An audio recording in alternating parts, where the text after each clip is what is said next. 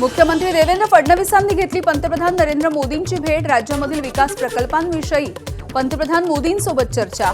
मुख्यमंत्री फडणवीसांची सोशल मीडियावरून पोस्ट करून माहिती। देवेंद्र फडणवीसांनी पंतप्रधान मोदींना पुणे दौऱ्याचं निमंत्रण दिलंय। पुणे मेट्रोच्या 3ऱ्या टप्प्याच्या उद्घाटनासाठी पंतप्रधान मोदींना निमंत्रण दिल्याची मुख्यमंत्री फडणवीसांची माहिती। आज दिल्लीमध्ये आलो असलो तरी महाराष्ट्रामध्येच राहणार आहे, मुख्यमंत्री देवेंद्र फडणवीस यांची प्रतिक्रिया। पंतप्रधान नरेंद्र मोदींनी आपल्यावरती महाराष्ट्राची प्रतिक्रिया जबाबदारी दिली आहे, ती पार पाडणार, फडणवीसांचं वक्तव्य। अखेर रायगड आणि नाशिकच्या पालकमंत्रीपदाचा तिढा सुटलाय। शिवसेनेचे भरत गोगावले हे रायगडचे तर गिरीश महाजन हे नाशिकचे पालकमंत्री। रायगडच्या पालकमंत्रीपदी शिवसेनेचे भरत गोगावले यांचं नाव जाहीर झालंय। महाड शहरामध्ये शिवसैनिकांनी जल्लोष केला। रायगडच्या पालकमंत्रीपदाच्या रस्सीखेच सुरू असताना शिवसेनेचा विजय झालाय।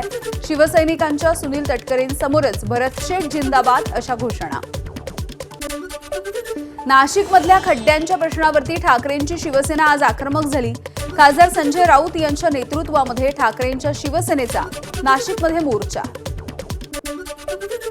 नाशिकमधील ठाकरेंच्या शिवसेनेच्या जन आक्रोश मोर्चामध्ये चक्क यमराज सहभागी। यमराजाचा पोशाख घालून कार्यकर्त्यांनी नाशिक प्रशासनाला जाब विचारला, तर यमदूत असा लिहिलेला रेडा देखील जन आक्रोश मोर्चामध्ये कार्यकर्त्यांनी आणलाय। नाशिकमधले खड्डे कधी बुजवणार याची कालमर्यादा ठरवा, त्या वेळेमध्ये खड्डे न बुजवल्यास शिवसेना स्टाईलनं धडा शिकवू। संजय राऊत यांचा नाशिक महानगरपालिकेला गंभीर इशारा। नाशिकमधल्या खड्डेमय रस्त्यांमुळे आतापर्यंत 10 जणांचा बळी गेलाय। नाशिक पालिका आयुक्त आणि कुंभमेळा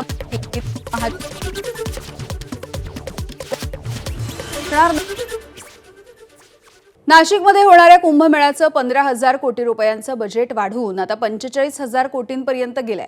बोगस वर्क ऑर्डर आणि बोगस कंत्राट देऊन भ्रष्टाचार सध्या होतोय। भ्रष्टाचाराचा जामनेर पॅटर्न असल्याचा संजय राऊत यांचा मंत्री गिरीश महाजन यांच्यावरती गंभीर आरोप।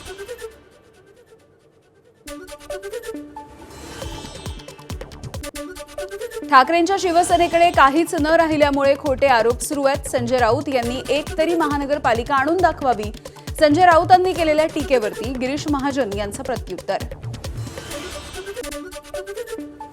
रत्नागिरीच्या चिपळूण रेल्वे स्थानकामधून शहराच्या दिशेनं जाणाऱ्या मार्गावरती प्रचंड खड्डे आहेत। प्रवाशांना घेऊन जाताना रिक्षा चालकांचा अडचणींशी सामना। वारंवार तक्रारी करूनही रस्त्याच्या मालकीवरती रेल्वे आणि जिल्हा प्रशासन यांच्यामधल्या वादामुळे या रस्त्यांची चाळण झाली आहे। कोल्हापूरमधल्या हंसनाळवाडी इथल्या रस्त्यांची देखील दुरावस्था। खड्डे असलेल्या रस्त्यामधून आणि चिखलामधून शाळेत जाण्याची विद्यार्थ्यांवरती वेळ। तातडीने रस्ता दुरुस्त करण्याची पालक आणि ग्रामस्थांची मागणी। परभणीच्या गंगाखेड तालुक्यामधल्या टाकळवाडी इथले ग्रामस्थ आक्रमक झाले। आश्वासन देऊन 1 वर्ष पूर्ण झालं, त्यानंतरही रस्त्याची दुरुस्ती झालेली नाही।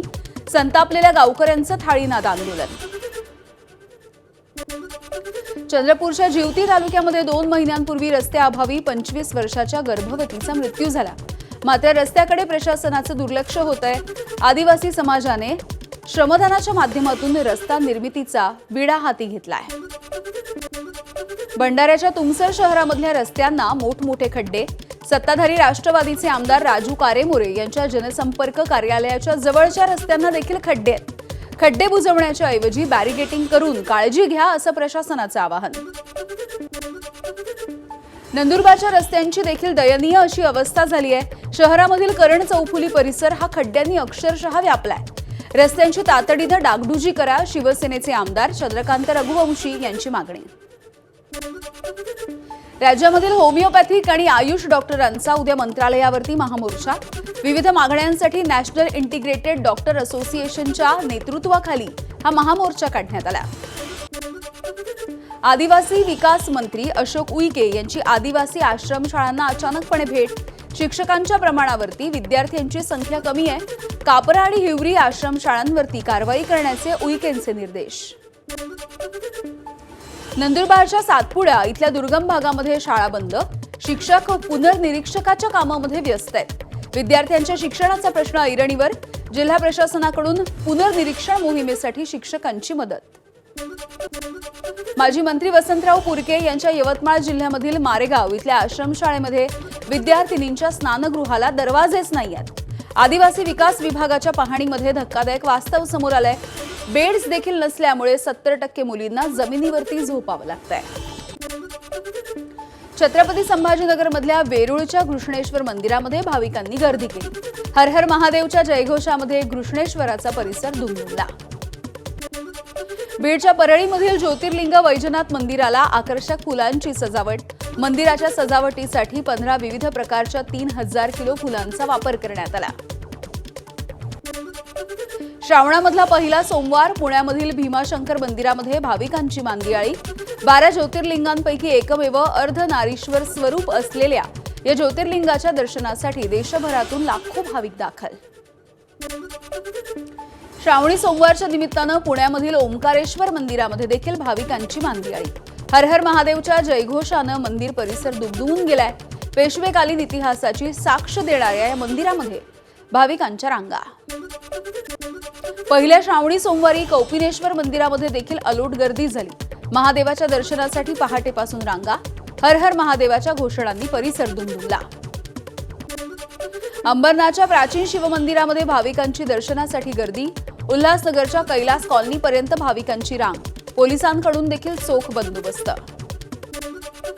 श्रावणी सोमवारच्या निमित्तानं उज्जैनच्या महाकालेश्वर मंदिरामध्ये देखील भाविकांनी गर्दी केली आहे।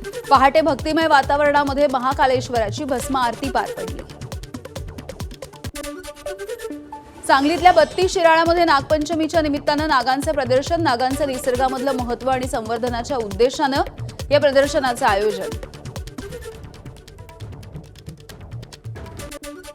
नंदुरबारमध्ये खानदेश कुलदैवत कानबाई मातेचा उत्सव मोठ्या उत्साहात साजरा। श्रावण महिन्याच्या पहिल्या शनिवारी कानबाई मातेचं घरोघरी आगमन होतं, तर आज ढोल ताशांच्या गजरामध्ये भव्य मिरवणुकीसह देवीचं विसर्जन। दगडूशेठ गणपतीची मूर्ती थेट शनिवार वाड्यामध्ये बसवा, सगळे प्रश्न सुटतील। हिंदू महासंघाचे अध्यक्ष आनंद दवे यांनी हे मत व्यक्त केलं। दगडूशेठ मंदिर परिसरामधल्या गर्दीवरच्या नियंत्रणासाठी हा पर्याय सुचवण्यात आला। कोल्हापूरच्या इचलकरंजीमध्ये हर घर तिरंगा अंतर्गत भव्य तिरंगा रॅली। हजारो विद्यार्थ्यांचा हातामध्ये तिरंगा घेऊन रॅलीमध्ये सहभाग।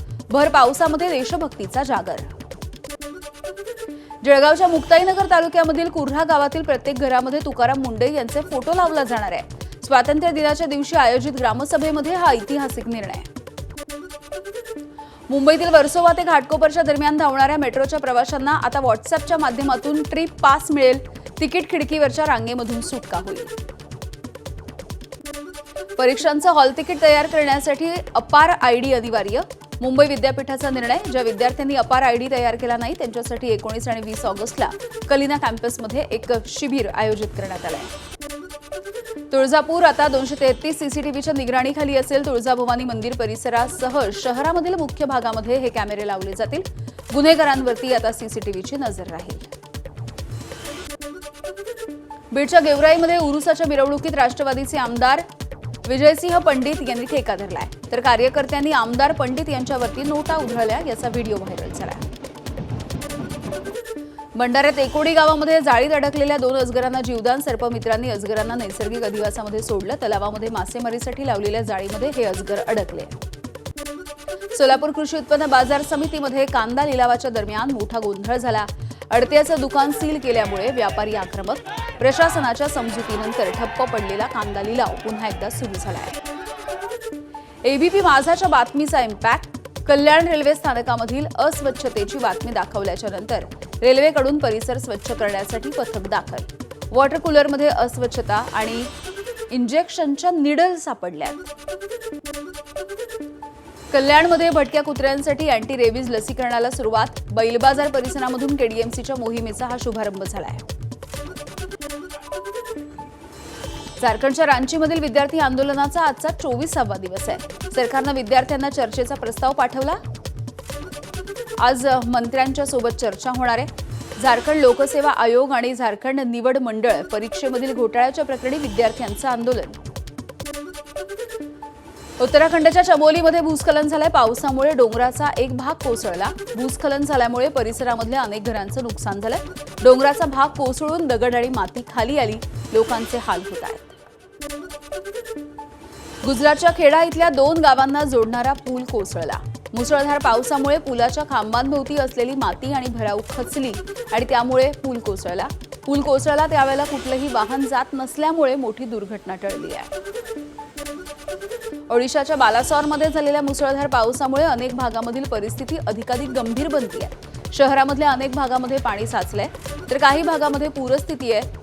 शोभरमपूर आणि गुडीपाडा इथल्या रस्ते जे आहेत ते पूर्णपणे पाण्याखाली गेलेले आहेत.